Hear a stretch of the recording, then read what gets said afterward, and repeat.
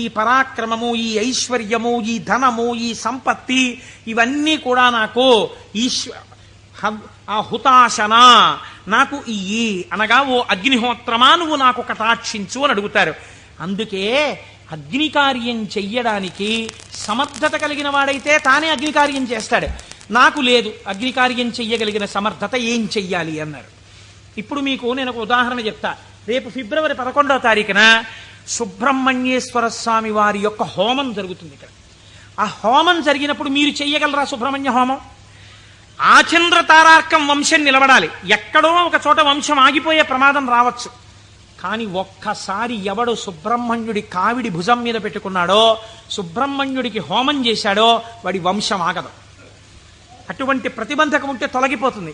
ఇప్పుడు మీకు రాదా హోమం చేయడం, మరి మీరేం చెయ్యాలి అంటే, కలియుగమునందు పురుషార్థమును వెచ్చించు. అందుకని టికెట్ పెడతారు. దాని మీద డబ్బులు సంపాదించడానికి కాదు. ఒక టిక్కెట్ పెడితే మీ ద్రవ్యాన్ని మీరు వినియోగించాలి. అది ఓ 1000 రూపాయలు అవుతుంది అనుకోండి, మీ దగ్గర 2000 పుచ్చుకోరు. ఎందుకు పుచ్చుకోకూడదు? అలా పుచ్చుకుంటే వీళ్ళు మోసం చేసినట్టు అవుతుంది. ఎంత అవసరమో అంత పుచ్చుకుంటారు. ఇప్పుడు మీరు ఈ ద్రవ్యం ఇచ్చి బాహ్య అంతఃశౌచమును పాటిస్తారు. అంటే స్నానం చేసి విభూతి పెట్టుకుని తిలకం పెట్టుకుని, లేదా మీరు ఏ సంప్రదాయమునందుంటే అటువంటి తిలకధారణ చేసి వచ్చి కూర్చుంటారు. ఆచార్యముఖేన మీ కొరకు ఆచార్యులు చేస్తారు. ఆ పదార్థములన్నింటి మీద మీ చెయ్యేసి మీ గోత్రనామాలు చెప్పి అక్కడ హోమం చేస్తారు. ఇప్పుడు ఈ హోమం ఎవరు చేసినట్టు? మీరు చేసినట్టు మీ ఖాతాలో పడిపోతుంది ఫలితం. కాబట్టి ఇప్పుడు ఏమవుతోంది? మీకు కావలసినటువంటి సుఖమునకు హేతువు కర్మ మార్గము చేత మీకు ఇప్పిస్తారు ఈశ్వరానుగ్రహంతో. ఇలా శ్రియం, అది ఏ రకమైన ఐశ్వర్యమైనా దేని వలన కలుగుతుంది? అగ్ని కార్యము వలన కలుగుతోంది. కాబట్టి శ్రియమిచ్చేత్ హుతాశనం, అగ్నిహోత్రము వలన మీకు ఐశ్వర్యము కలుగుచున్నది. ఈశ్వరాత్ జ్ఞానమన్విచ్చేత్ జ్ఞానదాత మహేశ్వర, ఈశ్వరుని యొక్క అనుగ్రహము వలన మాత్రమే జ్ఞానము కలుగుతుంది. ఆ జ్ఞానం ఇచ్చేవాడికే మహేశ్వరుడని పేరు. ఈ మహేశ్వరుడు ఎందుకు ఇస్తాడు?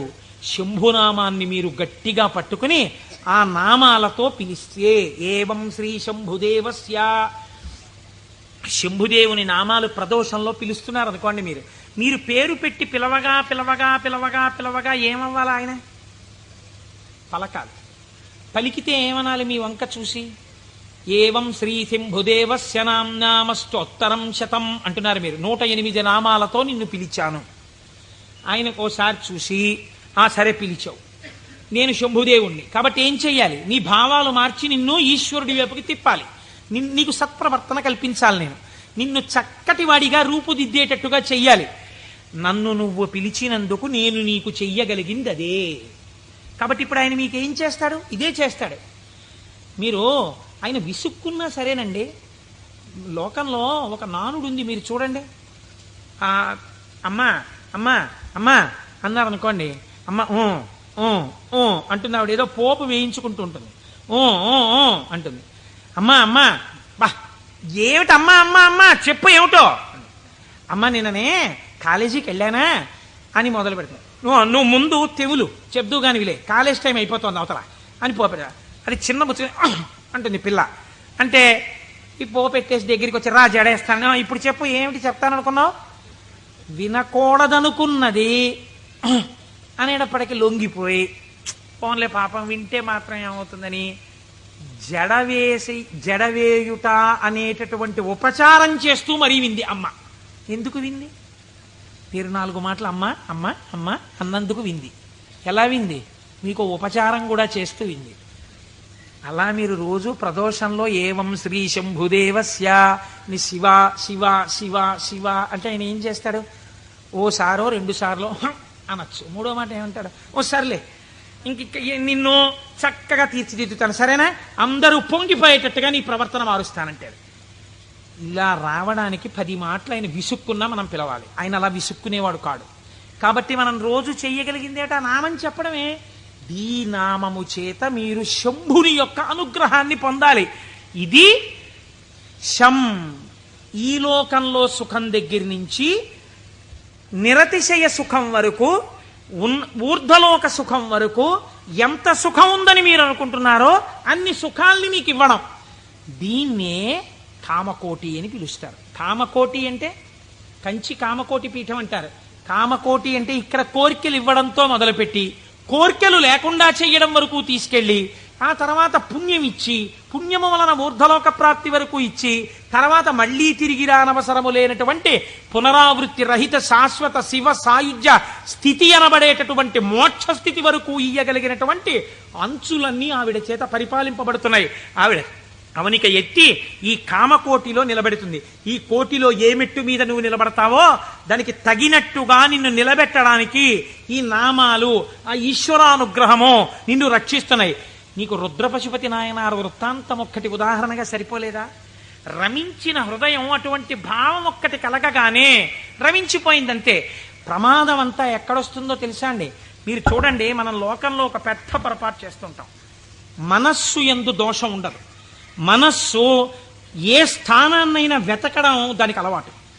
మీ మనస్సు ఒక స్థానాన్ని అడుగుతుంది. అది ఏమండి, సాయంకాలం 6:30కి వెళ్ళి కాసేపు మనం కూడా నామం చెప్పుకుంటే బాగుంది. లేదు, కొన్నాళ్ళకి పురాణం అయిపోతుంది. సాయంకాలం 6:30కి వెళ్ళి శివాలయం అరుగు మీద కూర్చుని అలా గుడి యొక్క ధ్వజస్తంభం దగ్గర గంటలు చిరుగంటలు మోగుతుంటే పక్షులన్నీ గోళ్లకి చేరిపోతుంటే శివాలయంలో ఉన్నటువంటి ప్రధాన అర్చకుడి దగ్గర శిష్యులు పాఠం నేర్చుకుంటుంటే ఆయన ఒక్క మాట చెప్తే వీళ్ళు 3 మాటలు చెప్తుంటే గుళ్ళోకి వచ్చిన వాళ్ళు గంట కొడుతుంటే అవి వింటూ ఒక 20 నిమిషాలు కూర్చుంటే ఎంత ప్రశాంతంగా ఉంటుందో అంది మనస్సు. అంటే మీ మనస్సు ఒక స్థానాన్ని అడిగిందా లేదా? కానీ దాని గొంతు మీరు ఎక్కడ నొక్కుతారో తెలుసా అండి? ఇది 6:30కి నాన్నగారండి ఎలాగైనా సరే మనం రోజు కాసేపు ఈవినింగ్ వాక్ వెళ్దాం నాన్నగారండి, డాక్టర్ గారు మార్నింగ్ వాక్ ఏదో ఒకటి చేయమన్నారు, వెయిట్ తగ్గాలంటున్నారు నన్ను, నేనేమో తిరగలేను నాన్నగారండి, మీరు కూడా నాతో రండి అందనుకోండి. పిల్ల లేకపోతే పిల్లాడు లేకపోతే భార్య లేకపోతే ఎవడో స్నేహితుడు.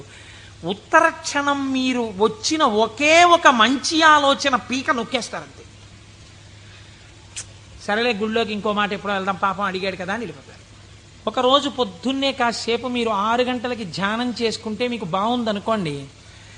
6 గంటలకు అబ్బా లేచిపోతే పొద్దున్నే 6 గంటలప్పటికి మీరు లేచిపోయి ఆ బాత్రూంలోకి వెళ్ళి పడపడ స్నానం తిరుగుతుంటే నిద్ర పట్టే వాళ్ళకి కూడా నిద్ర పట్టట్లేదు. 7 వరకు హాయిగా ఎందుకు వెళ్ళిపోయాడు?